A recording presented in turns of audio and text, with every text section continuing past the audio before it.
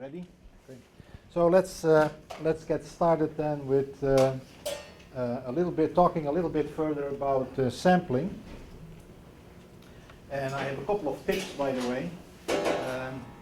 Right now, the stuff is that we are discussing is still pretty easy, but I would recommend that you have a syllabus, that you read the material in advance. I sometimes give a homework assignment that says, well, read something that we didn't cover specifically, but certainly when the math is going to be more intense, it might be helpful for you to read it in advance. And the other thing, I noticed that it takes quite a while to open MATLAB, so you may just want to keep MATLAB open all the time, because you're going to use it only a few times each lecture, but every time you want to use it, you have to wait 5 minutes. It's kind of annoying, isn't it? So it's not a bad idea to open it at the beginning.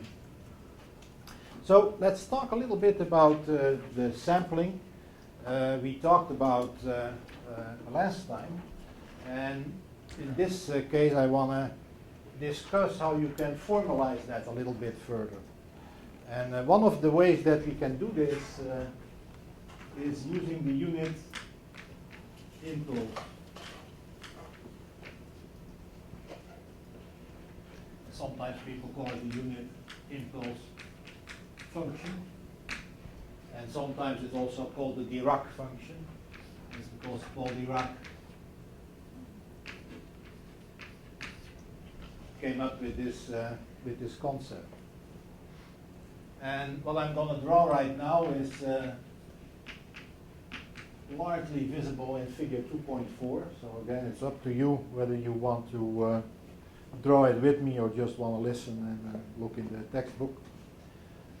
Let's kind of start with, before we get to that impulse function, let's start with a ramp function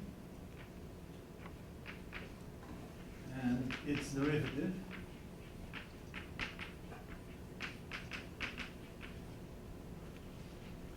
That would look something like this. Let's say that this is time equal to 0. And here we have a ramp function that ramps up from 0 to a value of 1 in a time that's equal to tau.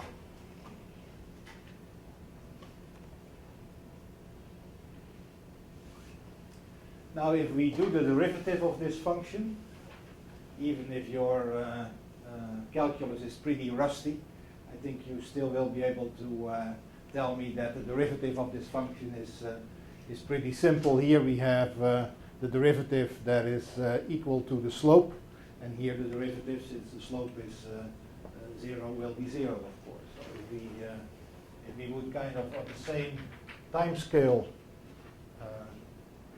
draw the derivative, that would look like this. And then this thing would be, again, tau. And the only thing we're going to kind of do now is that since we have here 1 over tau as the slope, we basically have here 1 over tau as the amplitude.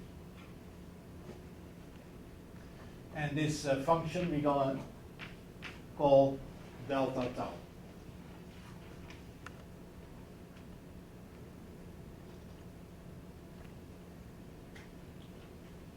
So as a first step now, we're going to take both of these functions and we're going to take the limit by moving tau to 0.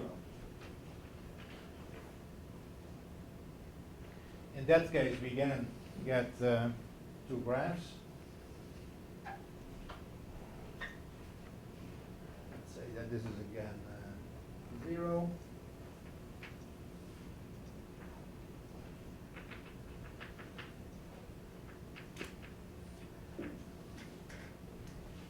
Now, since this tau thing is, tau time is going to go to 0, the step is going to be instantaneous from 0 to 1.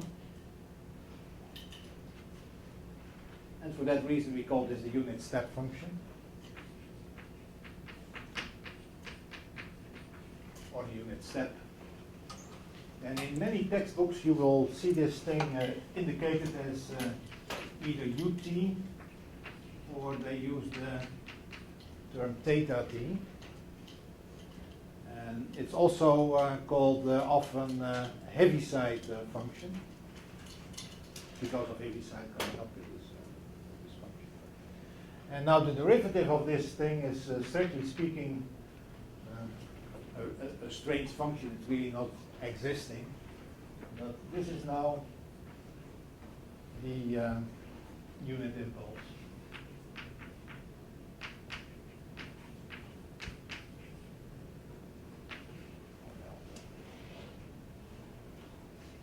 And it's a weird thing, as you can see, because the duration of this pulse is 0. The area, we're going to assume, is still equal to 1, because tau times 1 over tau equals 1, so this area is 1. So we're going to still assume that the area is 1 here. So it is a bit of a weird function. And you can make this rigorous from a mathematical standpoint, but then you have to use distribution theory. Now this is the representation in continuous time.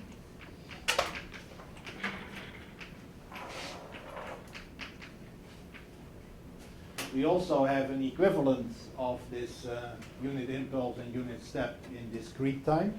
And you will see that in a lot of cases in the future we will still look at continuous time and discrete time more or less simultaneously, because some of the analysis is better done in continuous time. But of course a lot of the analysis that we're going to do on the time series is going to be in discrete time, because our time series or pictures are sampled and are discrete. And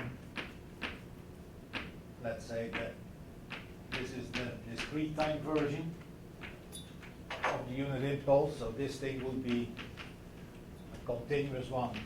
And this thing would be, usually we use the indicator n to indicate discrete time.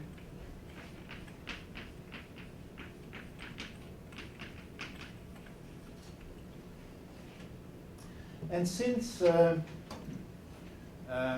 in this case the time steps are going to be set to 1 usually for convenience, the amplitude here is not like here basically undefined to infinity. Here the amplitude is 1. And same thing for the unit step function. Un or theta n, whatever notation you prefer. And that of course is again from 0 to 1, just as it is in the continuous case.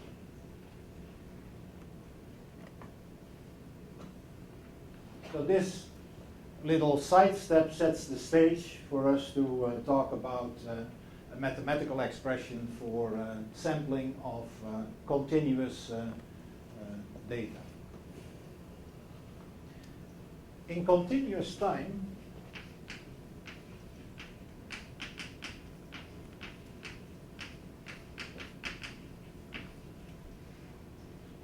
delta is defined by the following.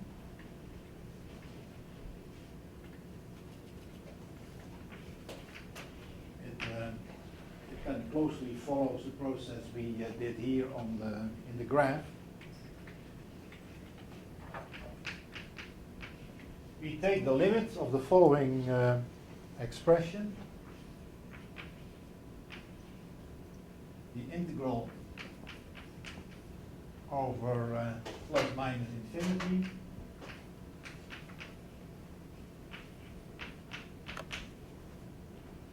and since we know that the limit for tau is 0 is simply delta,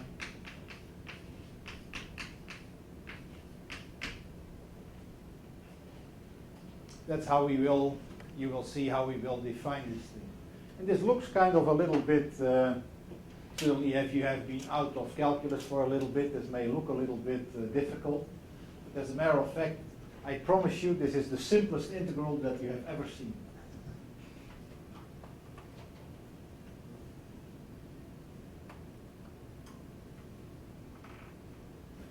And keep in mind that in this example, this is the function to be sampled.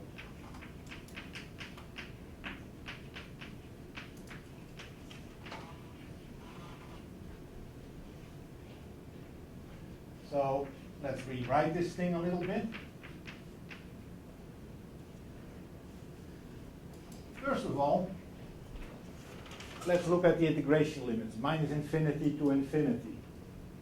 We can simplify that quite a bit, because we can easily see that in this particular case, everything below 0 and everything above tau is going to be 0 anyway, isn't it? So we can integrate from minus infinity to plus infinity, but from minus infinity up till here doesn't contribute anything, and from tau to infinity doesn't contribute anything either. So I can change these integration limits to 0 and tau. Makes life easier. Well, xt is still there.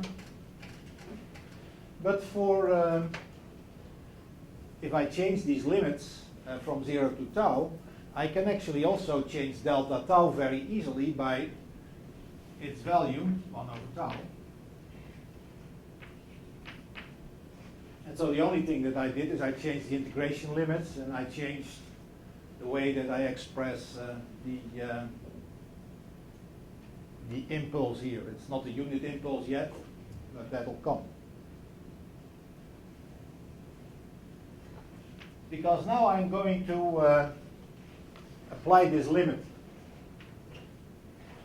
And let's think about that a little bit. If I apply that limit and tau becomes really small, it kind of gets to the point where it is 0, then xt will become x0, the value at 0, which means it's basically a constant value. It doesn't depend on t anymore, because we are at 0 now. So we now say, okay, we take it out of the integration limit, and now we get this expression.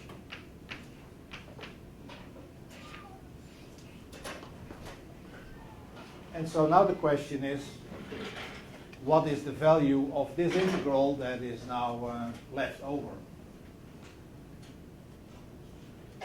And you can basically compute the integral.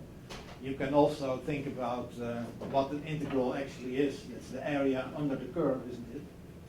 So, and you can see that in that case, the area under the curve is, as we have defined it, is equal to 1. So here, this thing becomes equal to 1. And here is what we have, x0. So here you see what I promised. This integral is really easy. If you see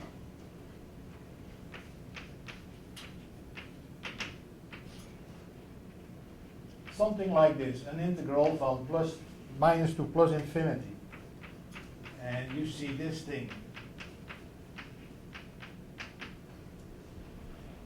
it's very simple. You don't have to do any calculus at all. It's just the value of x at 0. That in itself is nice for the definition, but not particularly useful. The useful thing comes here, that if you would rewrite it a little bit, and we would shift the unit impulse, and instead of putting the unit impulse at time 0, I'm going to put the unit impulse at some other time. Let's say time delta.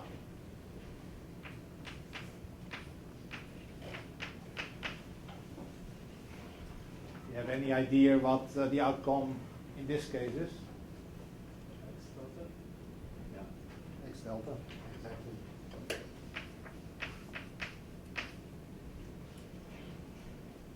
So basically, if you see an integral with the delta function, you just look at what's in between the brackets here. Whatever that is, you plug into the time function, that's your answer. And this whole reasoning sits behind it. It's not the most rigorous way of presenting it, but it would take a long time to do it more rigorous. We would have to go into distribution theory. But the idea is the same thing, that you basically narrow your distribution. This property of the delta function is called the sifting property.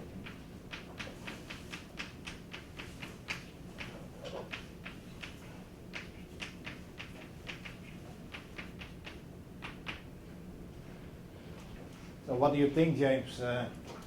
How many questions that I will ask in the future, the answer will be the sifting property? Quite a number, isn't it? Yeah, quite a few. It's easy to forget, so that's the reason I'm trying to imprint this on you, because we will be using this expression quite often, and we will always try to cast our problem in such a way that we can use this. And one of the reasons is that it is so easy to evaluate these integrals.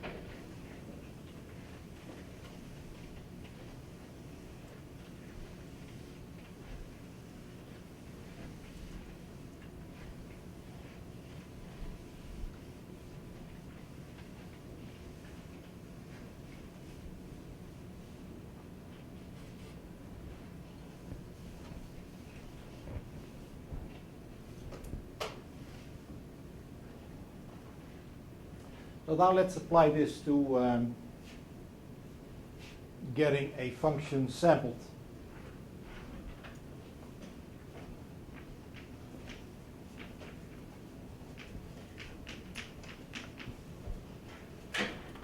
And this part is still part of figure 4.2. Let's take some function.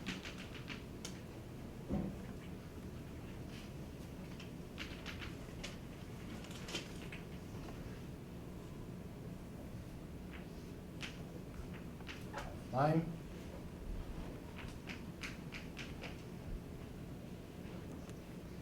And let's start again with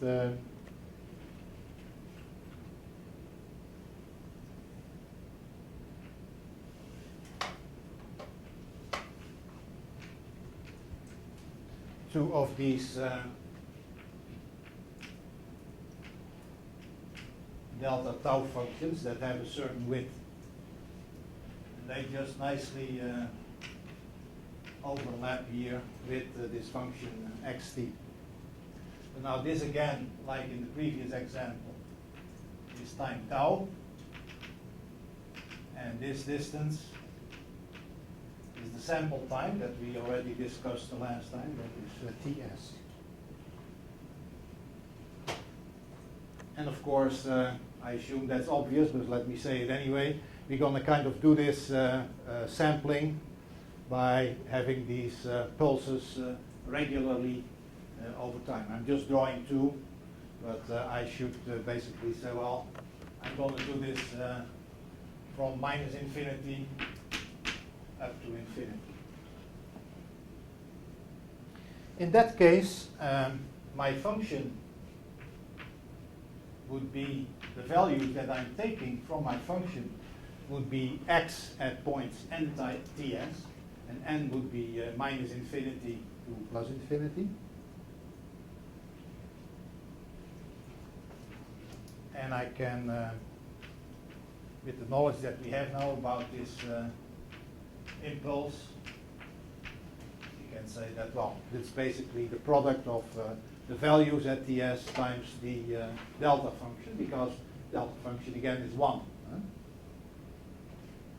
And now I just make n go from minus infinity to infinity, and then I sampled basically with regular intervals ts. I sampled my whole function x. So this generates my sampled function at times nts. And basically that would look like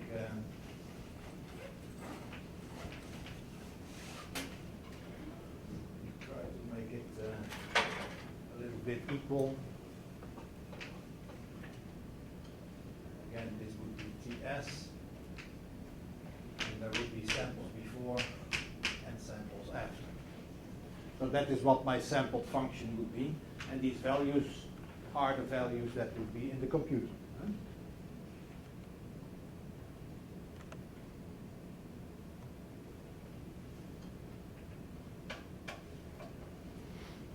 Well, now I'm going to do the same thing. I'm going to take the limit for tau is going to 0. In that case, have a look at what happens to this first part, the x, the time series in this case. This time series is basically, once I sample them, is basically 0 whenever I'm not sampling them, because they could be 0 for all purposes because I'm not looking there, so I don't really care what they are. I'm just looking here and there, and that's what I collect. And in between the two samples, it could be anything. So I'll set it to 0. In this case, I could say that I could replace this thing by xt, because it really doesn't matter what value there is. And then once I make it xt, I can take it outside of the summation because it's not dependent on n anymore.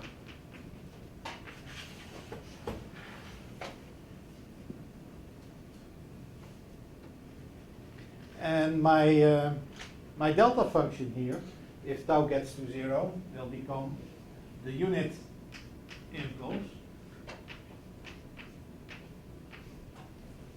which is this expression.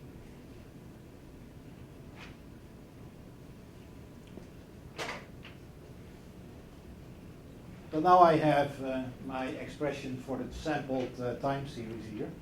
It is the time series times a series of these unit impulses. And that's kind of the mathematical expression of xt being sampled. And this series of delta function is also called the Dirac constant.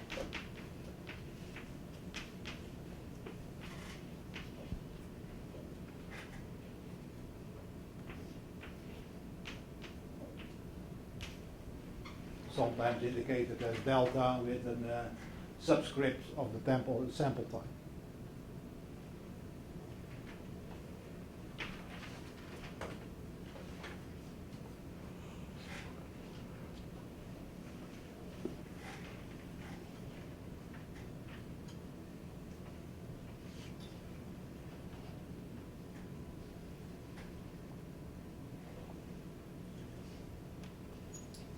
Questions? Clear? Or complaints? No? It's April Fool's Day, so yeah. Oh, quick question. Yeah. So before you take the limit of tau going to 0, does the sample still result in this spike, or does it have a certain width? Yeah, basically what we assume is that whenever we do this, in continuous time, the area of the unit impulse is still 1. And in discrete time, it's also the case. So for that reason, yeah, as soon as you have something that shows you this delta, in this case discrete, it kind of multiplies this value with 1 at times that are equal to NTS. Because this is the sifting property in a sense, that this thing sifts out this value of x at time ts, or nts in this case. Right. So if tau is not 0, then that's the amplitude of the sample would be proportional to it. Oh, if tau is not 0, it still would be the case, but you would have a little bit of ambiguity, isn't it? Because now ts, where exactly did you sample it? Did you sample it here, there, or there? That's the same thing if you look at the derivation of the integral in the Riemann sense. You kind of start to tessellate your pictures or your function, and then you start to kind of take the limit, because then your approximation of the signal becomes more precise. Because to be honest with you, in this area, this function is not entirely defined. Whereas if I kind of make this thing go to 0, it is defined. Yeah, got it. Good.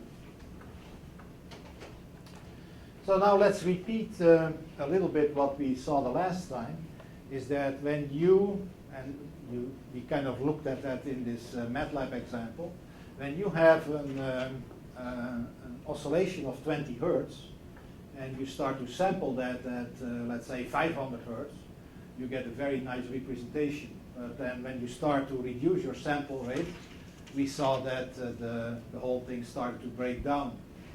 And as a rule of thumb, and we briefly discussed it at the end of the last lecture, you can say that if you have a signal of 20 Hertz, you should basically sample that at least with double the frequency. But that is in order to preserve the frequencies in the signal. If you sample 20 Hertz slower than with 40 Hertz, you cannot take the peaks and the troughs, and your frequency is going to kind of go way out, and you get aliases. If you have a sample rate of 200 Hertz, basically people say that your Nyquist frequency is half that.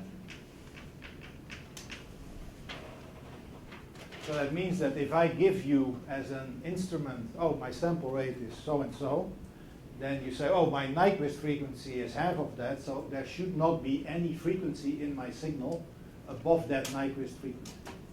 And if there is, it means that you are opening up yourself for aliases. So that's an important thing to realize. Now, the other thing you saw is that, well, maybe indeed the frequency components are preserved, and you can actually prove that also mathematically using the delta function. That may very well be the case, but the morphology of the signal is really not that great. So although the Nyquist frequency is a ratio of 1 to 2, usually I would say that the best thing to do is to have at least 5 times the base frequency. So if you know, oh, my signal, my EEG is going to be up to 100 Hertz, make sure that you sample at least 500 Hertz.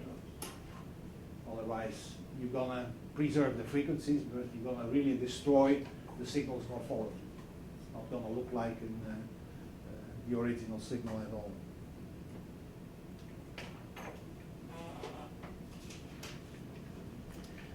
That whole proof of this is written down in section 2.3 and appendix 2.1. The thing is that in order to follow this,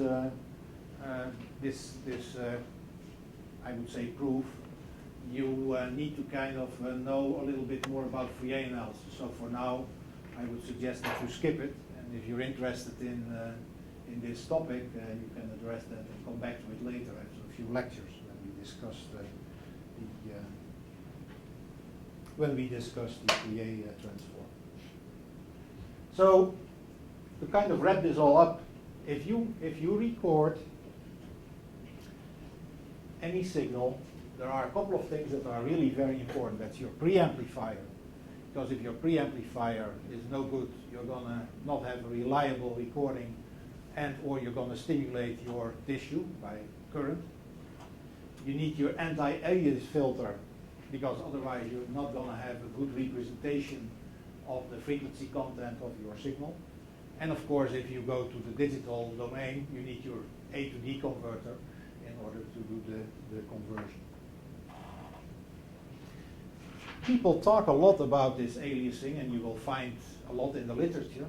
What's often kind of forgotten is that our screens and our printers nowadays are also based on dots. So in a way, your screen and your printer is also sampling your signal. And so sometimes people, they have something on the screen and then they print it out and they say, huh? Printout looks very different from what I see on the screen. And that's because you have some alias effect, and that's because the number of points, your sample rate on the screen, is different than the sample rate on your printer. So if you ever have that, you should kind of get alarm bells going off and say, oh, something is not really appropriate here. My screen resolution or my printer resolution or both are apparently not appropriate for this signal or for this picture.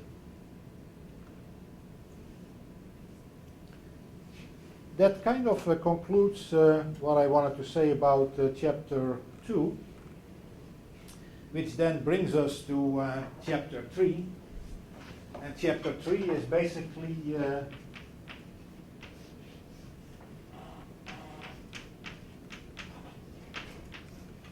I would say about the enemy of the signal processor. So let's first talk a little bit about what is noise. Do you have any idea what noise is?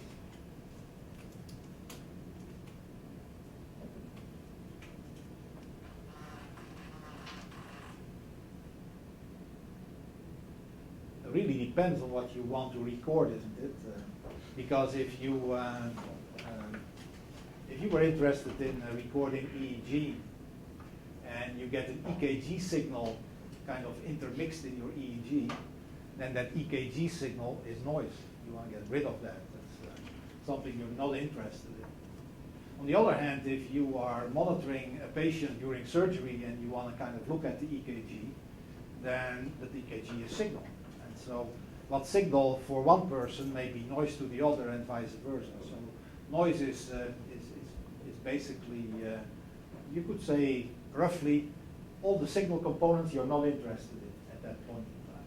That's what noise is. You have a number of types of noise. You have, for instance, sometimes if you do a measurement, you can have systematic bias in your signal. I suppose that I am going to somehow measure your appetite, and I do that every time just after dinner. Then of course, my measure is going to be biased because just after dinner you're probably not very hungry. Whereas if I just did it prior to dinner, you might be very hungry. So there may be signal biases in the way that you are collecting the data. The most well-known noise, I think, is the measurement noise.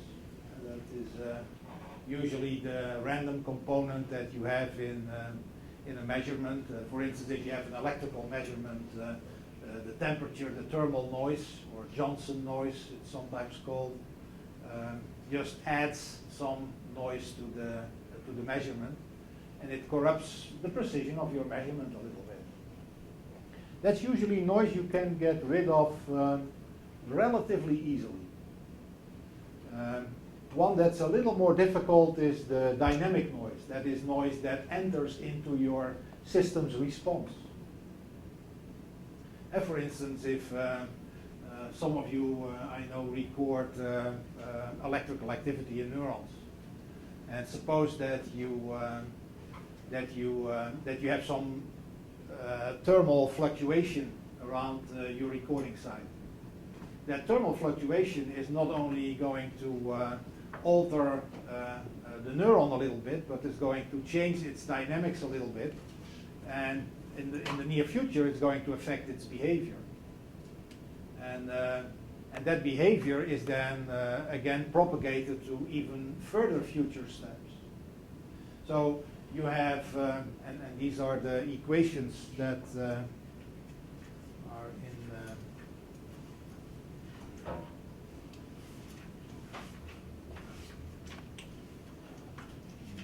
here. So if you are on page 35, you see two equations, one in the middle and one below.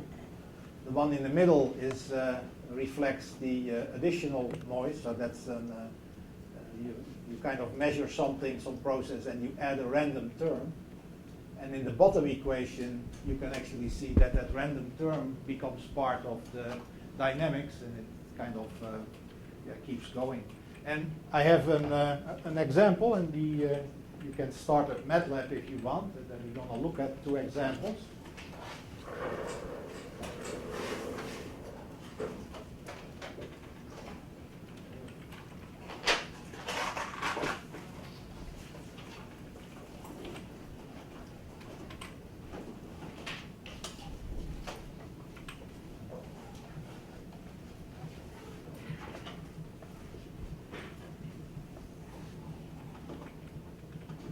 There is a program 3_1, and that is you can actually look at these scripts and see what's being done in these scripts. And it's basically following that equation that I just showed you. And you can see there is some value that you are measuring here, and that value is probably somewhere in the middle here. But around that value that you are measuring, there is kind of random fluctuations. And these fluctuations are caused by the noise component. Now these things are basically not affecting your system. Your system is just having the same mean value that it will go to. It's just that your measurement is a little bit corrupted. Not so in the other example. 3_2.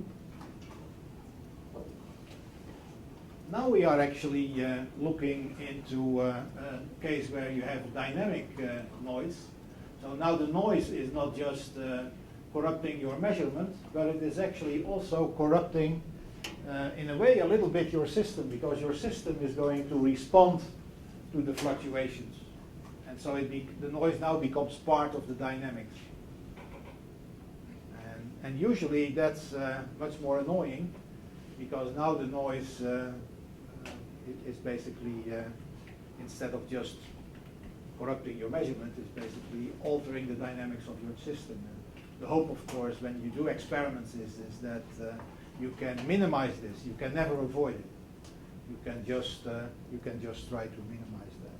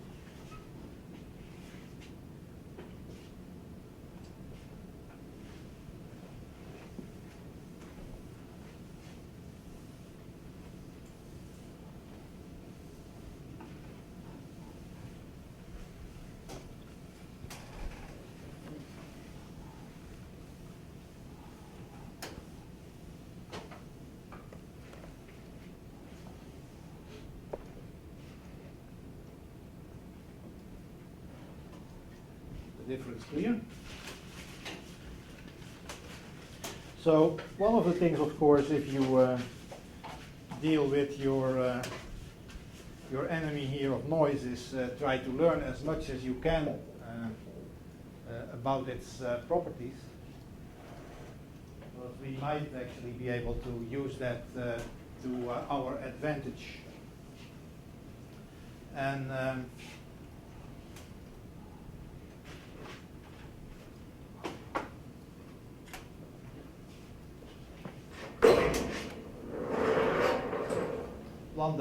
one way, of course, of dealing with that is looking at the statistics of the noise.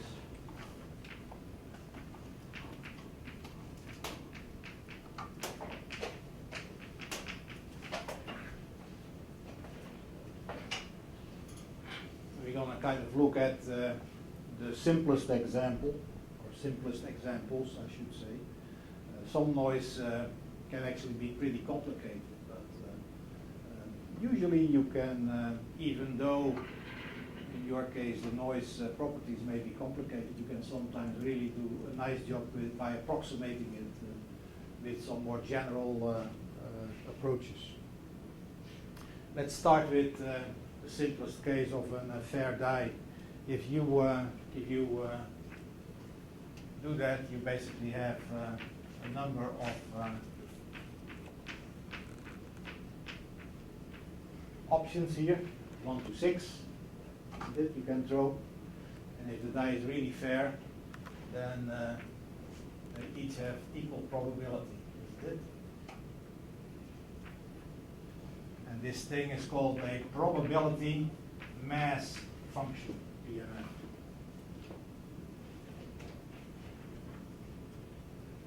And by definition, the probabilities, the individual probabilities of all 6, if you add up all the 6 probabilities, the total probability is 1. Because you're going to get one of these, that's for sure.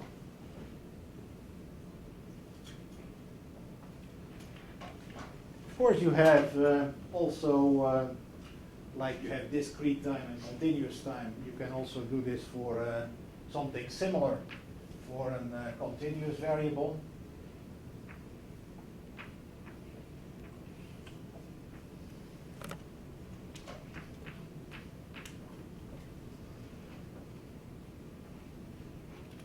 And here the equivalent would be, of course,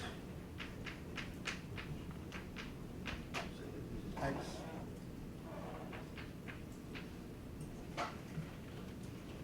Should be following this logic. So for that reason, this level is also 1/6, because the area under the curve here has to be 1 again.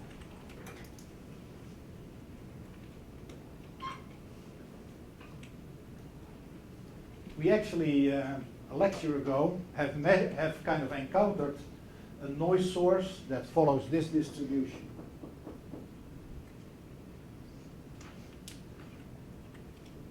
Or at least very closely.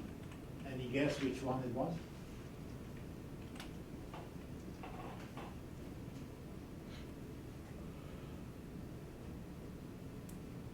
That's actually not an easy question. You would not immediately think of this thing as a noise source. But when we did the A to D conversion, you had that the level of the signal could never match exactly, or could every now and then, but most of the time not match exactly the level of your A to D converter. It was usually between 2 levels in. And then the A to D converter would either truncate it or would round it. And so that means that there is a little bit of difference between what the real signal is and what you are measuring. And that fits exactly between 2 levels. And that happens for every single time that you are doing a measurement.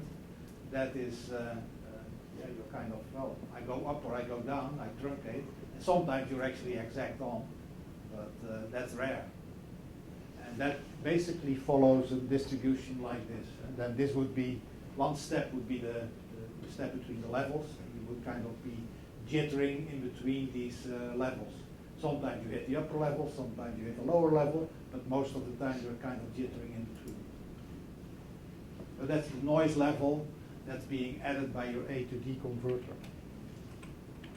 Derived from this, there is, by the way, a function that is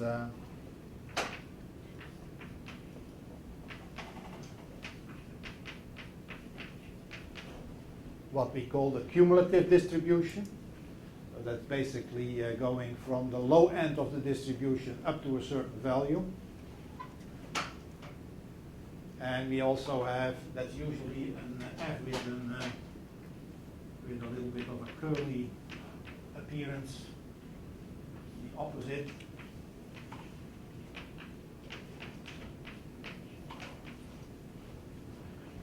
So this is the cumulative distribution, and this is the survival distribution or survival function.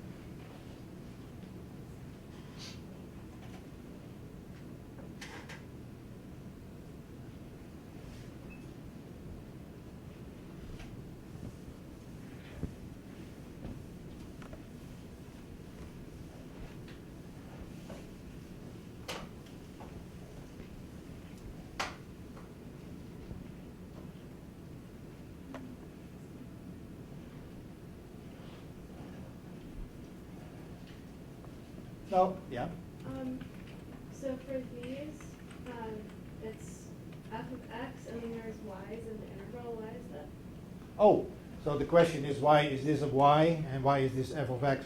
Because if I do the integral, I'm going to plug in x. Oh, okay. See? So what is that's just the probability distribution done, like... Let's say that py is now this distribution, so now I make this py. Okay. We call this thing a dummy variable. Okay. So now I'm going to go from minus infinity up to x, and say that this is value x, and basically my integral is reflecting this area. See? Okay. That's my cumulative function. Whereas the integral here is just the opposite, it's going from x to plus infinity. So my survival function would be this area.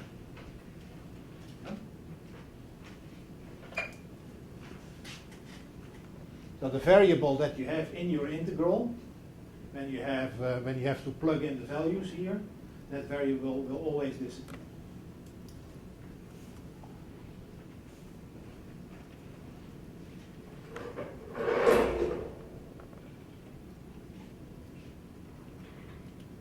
So when you record data, and this is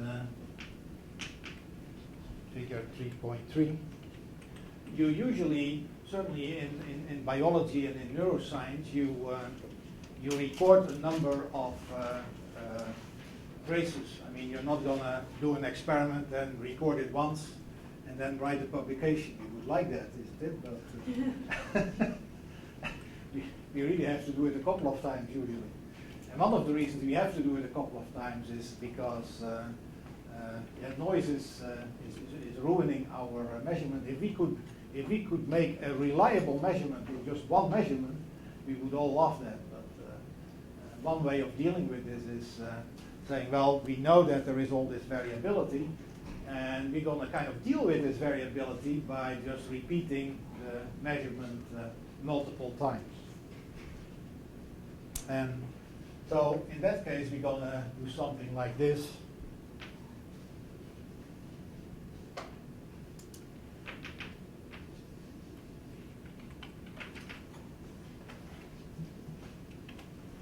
We're going to repeat a measurement 1, 2, j up to n. And one such a recording is called a sample function.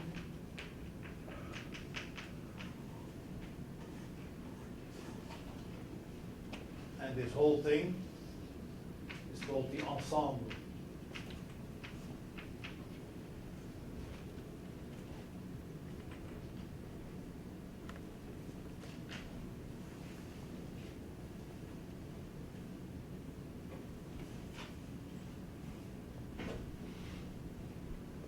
Yeah.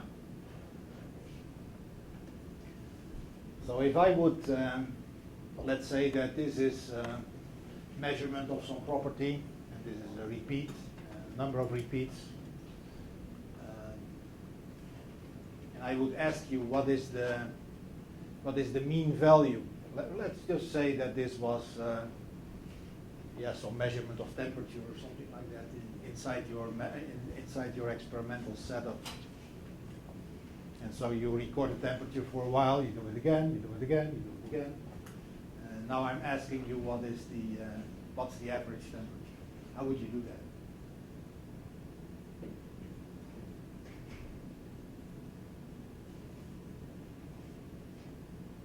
Average the magnitude of all the samples. Oh, that's what you could do. You could just average the magnitude of all these sample functions. That's true. Sometimes, though, that can be, in this case, if it's a temperature measurement and you had 10 temperature measurements, etc., then you would be able to do that. In some cases, you have a measurement like this is very complicated, and you would like to do hundreds of them. But yeah, life is just too short to do that, or your preparation is not collaborating and isn't stable enough to do that. And in that case, you like to maybe do it just over one sample function, or you like to do it across a number of sample functions like that.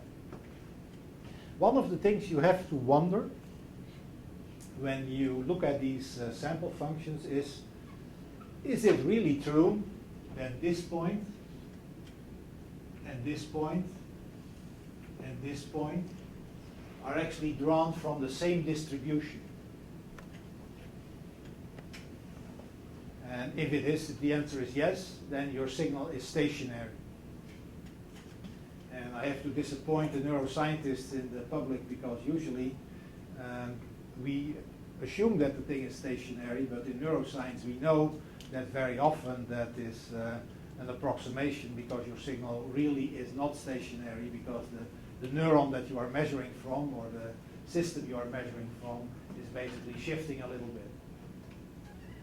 Maybe due to dynamical models.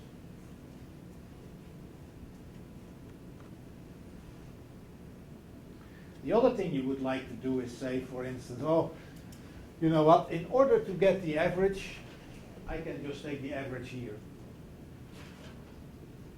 Because the average here is going to be representative for the average everywhere else, provided that these are sufficient points.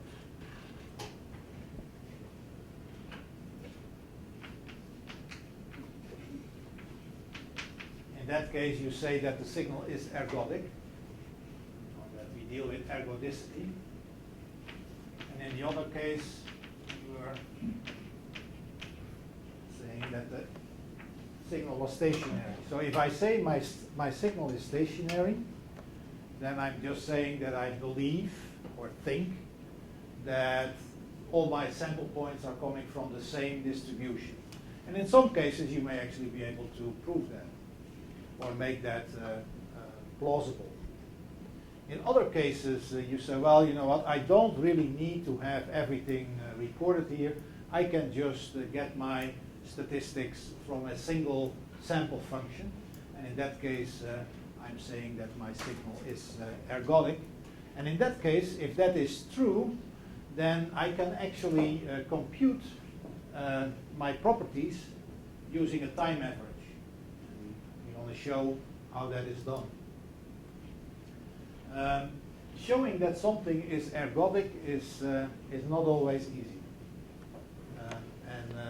And very often you will see in papers that the authors either ignore talking about it, they just kind of conveniently forget about it, or they say something like, we assume, or assuming that our signals are stationary and ergodic, which means that there is really no way that we could prove that, but just for the way that we analyze the data, that is what we have been assuming.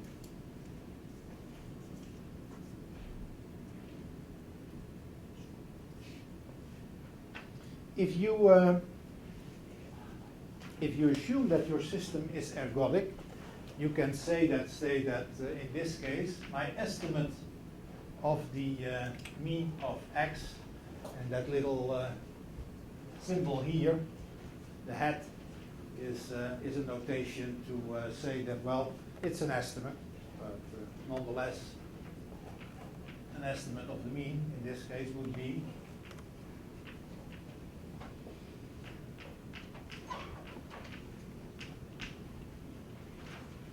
so in this case, xt would be this function.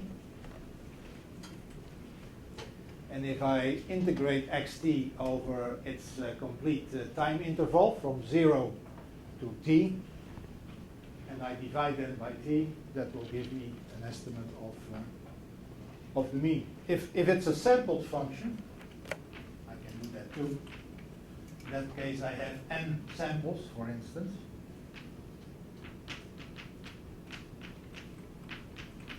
I just add up all my samples, xi, and divide it by the number of samples, n.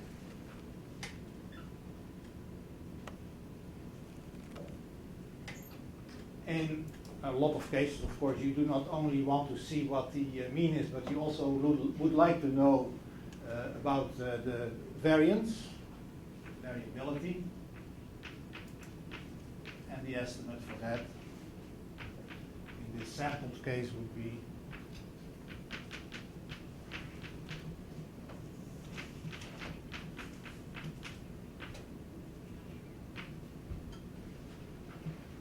and this x with the bar here is the mean. That means that I look at my signal and okay, I subtract the mean from everything, so I basically compute all the fluctuations relative to the mean.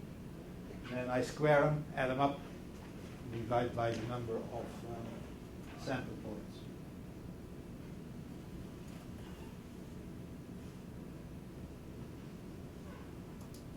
And this is what I can do if I assume that my signal is ergodic, because now I'm going to make an estimate of my statistical parameters of the noise based on a time average, either continuous or discrete.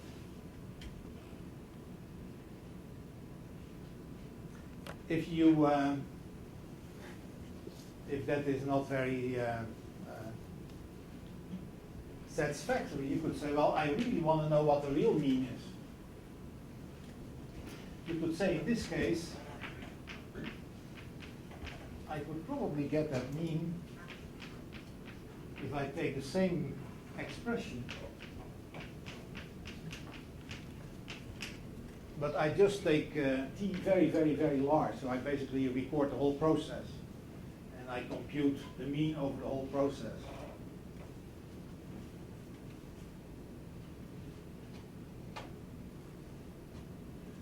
Personally, I think my life is a little too short for that, so that's not an approach that's very practical. An alternative way of doing this that statisticians use often is that they get the mean by using the expectation.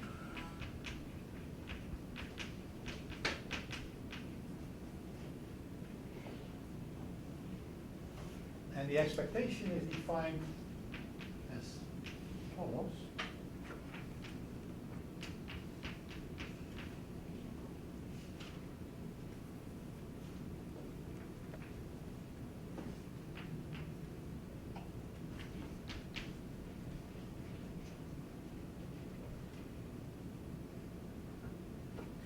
Now actually, I'm making a mess of it. I should not do that. Let me do what I should do.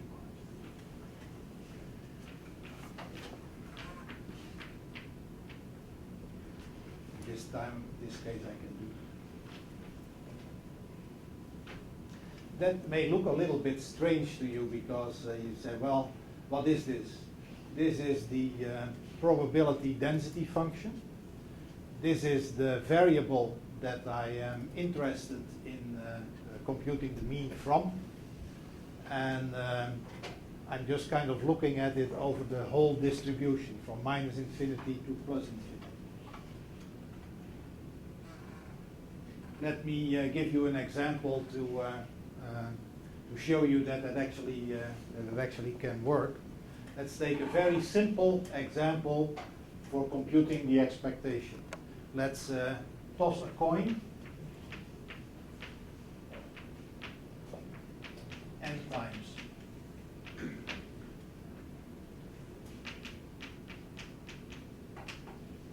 And just as in this case, we let n go to infinity in this thought experiment. We're not going to literally do that.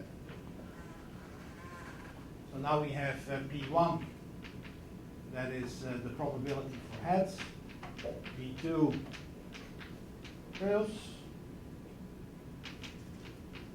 X1 is the number of observations for heads, X2 tails. Now if I apply this simple reasoning for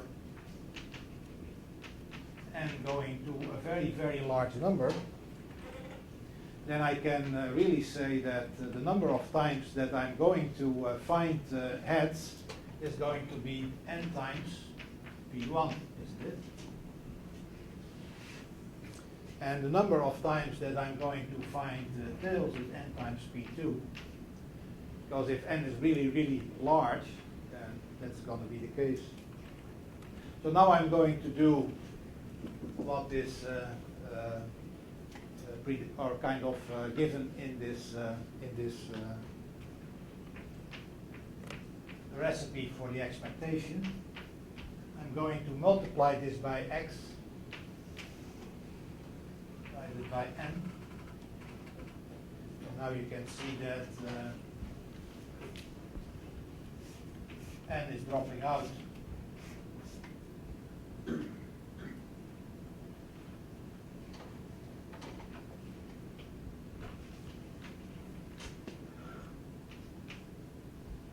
And I get this expression.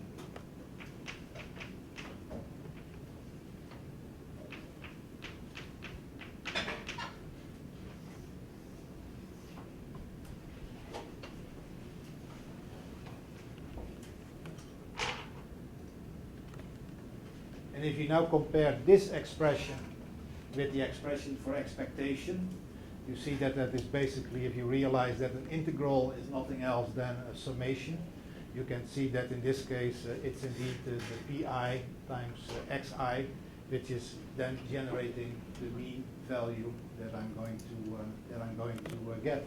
In this case, I could, for instance, say heads is 0 and tails is 1, or vice versa, or I could give it any number I want in that sense.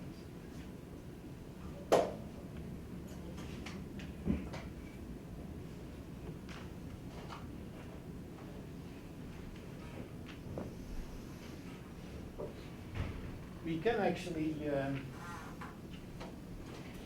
expand this a little bit further, this expectation. It's really pretty useful. We can compute the expectation of x to the nth power, and the expression for that will be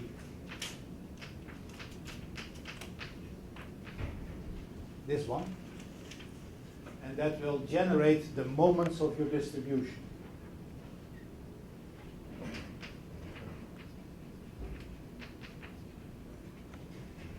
If you have a normal distribution, only two moments are important. The mean, that's the first moment, and the variance, that's the second central moment. Because the central moments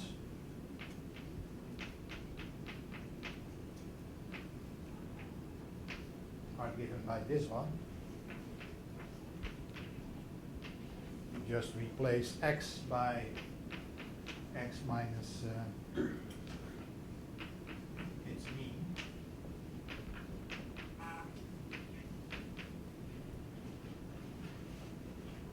So these are the moments, and these are the central moments.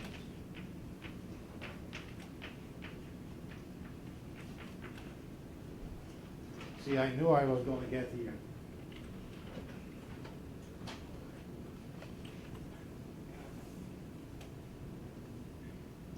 So, in that terminology, the mean of a distribution is the first moment of the distribution, and that's when n is 1. The variance of a distribution is the second central moment of the distribution. And again, for a normal distribution, that's all you need to know. Then if you have the third and the fourth moments that people talk about for distributions, they're very interesting, but they are for non-normal distributions. That's when the distribution is a bit skewed, so you have skewness, or whether it's a little bit peaky or a little bit flat. For instance, sound, if you kind of make a distribution of all the sound that we produce while talking, is usually not entirely normally distributed.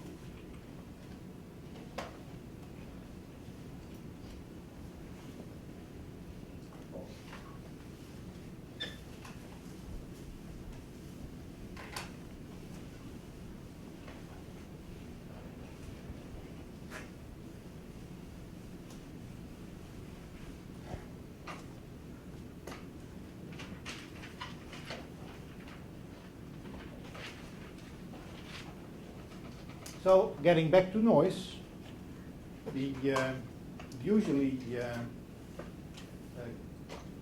specify a signal by using a term that's the root mean square, or sometimes just the mean square. And the root mean square is one we have just seen actually. It's just the second moment. This would be the mean square. So you sum all the squares, you take the mean, and if you use the root mean square, you take the square root of that. Now if you characterize your signal as a signal to noise ratio,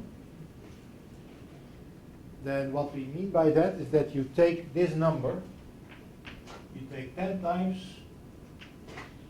the 10 base log of the mean square of the signal divided by the mean square of the noise.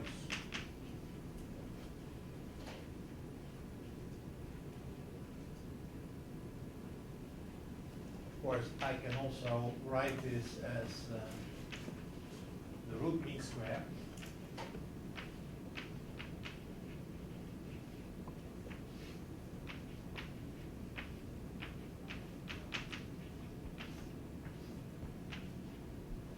If I square it.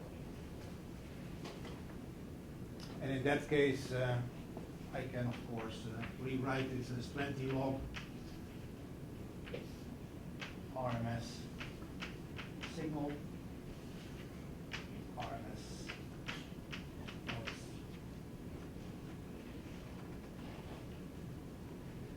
This seems pretty trivial, but I'm actually putting this on the blackboard because I get a lot of questions. Well, what is this with the signal to noise ratio? Sometimes I see a 10, and sometimes they use 20. Well, that's because in this case they have been using the mean square, and in this case they have been using the root mean square. That's where that 10 or 20 comes from.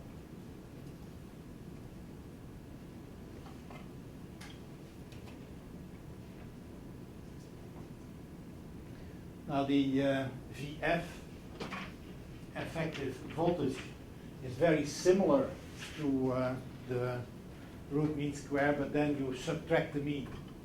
So that's kind of the same thing as the difference between moments and central moments. If you subtract the mean, then you get the effective voltage.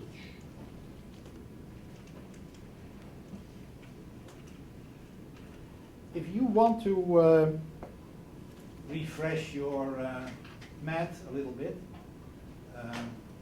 there is an appendix 3.1.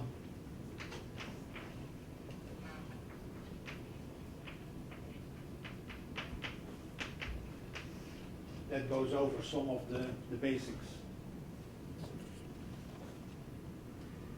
If you feel that you already had trouble following this because of some of the math, that might actually be a useful thing to do. Just review it, and at least make sure you get the basics.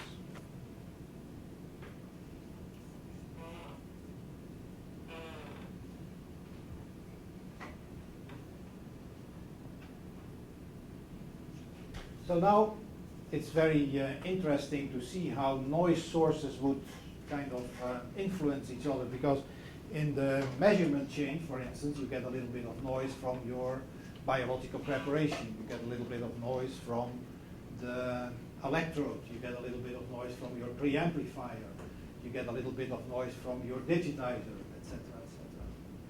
And I think it's safe to assume that these noise sources are independent, because your system really, your amplifier doesn't know about the noise that's being generated in the preparation, and your digitizer doesn't know about the noise being generated in your preamplifier. And so it's kind of a good thing to know that when you want to look at the combination of noise sources, you can actually add the variances. And we're going to kind of look at an example that is on page 42. We're going to kind of do that in MATLAB, where we are going to combine a couple of noise sources. I'll use the same examples.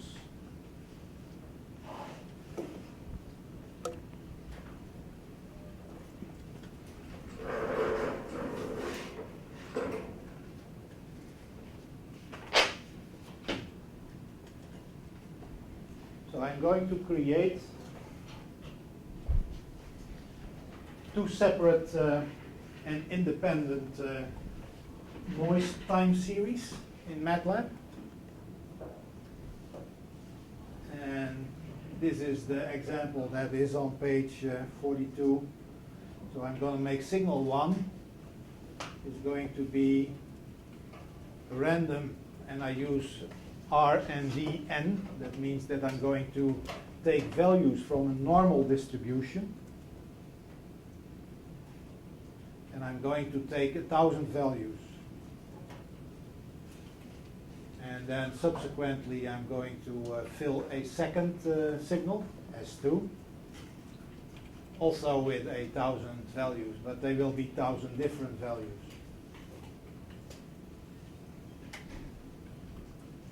And then I'm going to create the combination of them, which is the total. This is S1 plus S2.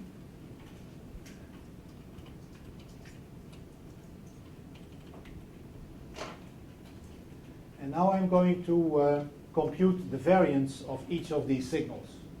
So variance 1 is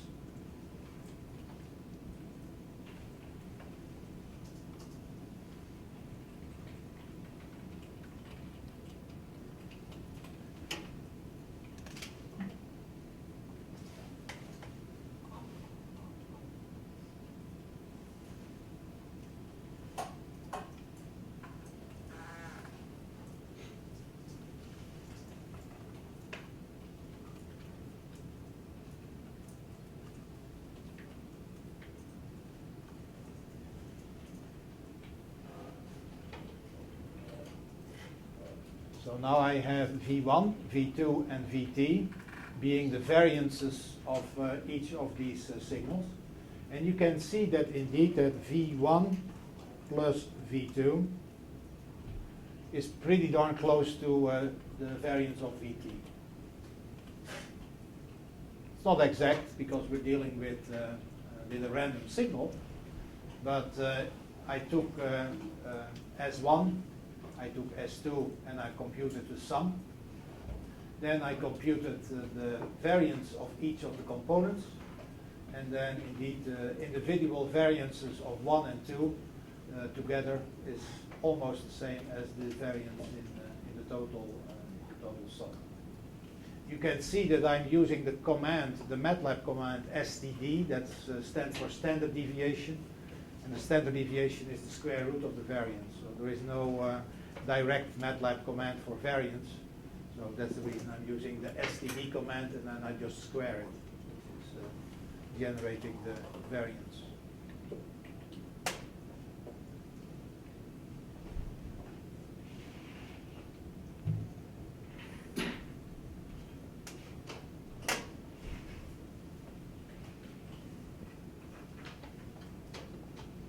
Well, I had hoped to do a little bit more, but I'm going to wrap up. You can always be optimistic.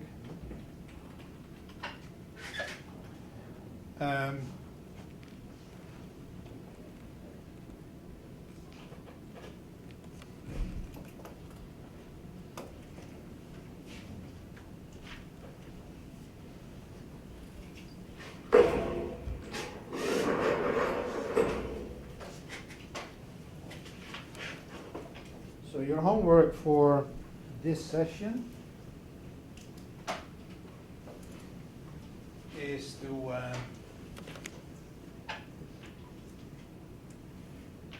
read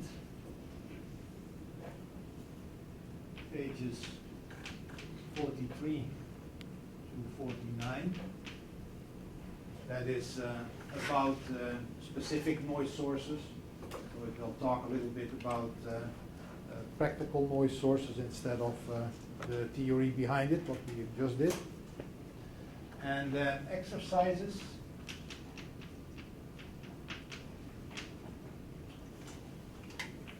.2 to 2.4 and 3.1 to 3.3.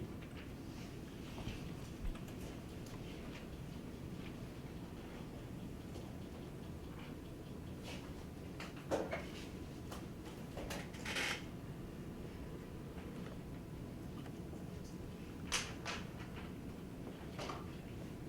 there any questions before we stop?